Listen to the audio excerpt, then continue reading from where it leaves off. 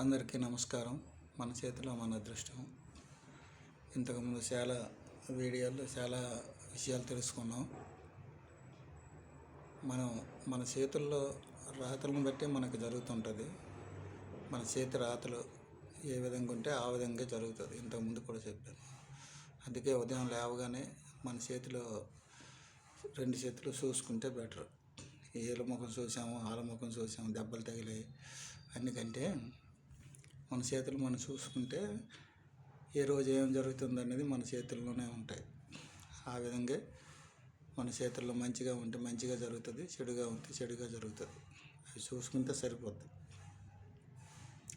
చేతి రేఖలను బట్టి మన అదృష్టం కూడా మారుతుంటుంది. ఇవన్నీ చిన్న ఎగ్జాంపుల్. ఇంతకుముందు కూడా నేను వీడియోలో చెప్పాను. ఒక బస్సులో 40 మంది వెళ్తే యాక్సిడెంట్ జరిగితే అందులో 50 మంది వెళ్తే యాక్సిడెంట్ జరిగితే 49 మంది చచ్చిపోతారు, ఒకడు మటుకు బతుకుతాడు అనేసి. అది ఆ రేఖ ఉన్నాడు. ఆ రేఖను బట్టి వాడు బతుకు, లేకపోతే పోతాడు. అలాగే మొన్న విమానంలో ఒకడు బతికాడు, 240 మంది చచ్చిపోయారంటే కంపల్సరీ ఆ చేతిలో ఆడికి రేఖ ఉంటుంది, ఉండి తీరుతుంది. చూస్తే అబ్జర్వేషన్ చేస్తే తెలుస్తుంది అన్నమాట. అంత ప్రమాదం, విమానం కాలిపోయినా వాడు బతికాడంటే అర్థం ఏంటి? కంపల్సరీ ఆ రేఖ ఉంటుంది.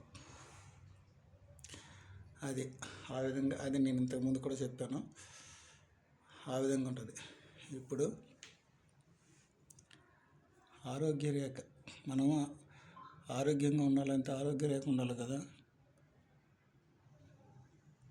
ఇక్కడి నుంచి బయలుదేరి ఈ స్థానంకి వెళ్తుంది. ఇది ఆరోగ్య రేఖ అంటారు. గుర్తుంచుకోండి, ఉంటుంది, చాలామందికి ఉంటుంది. ఈ రేఖలో ఎక్కడైనా అడ్డుగీతలు ఏవి లేకుంటుంటే జీవితాంతం ఆరోగ్యంగా ఉంటుంది అన్నమాట.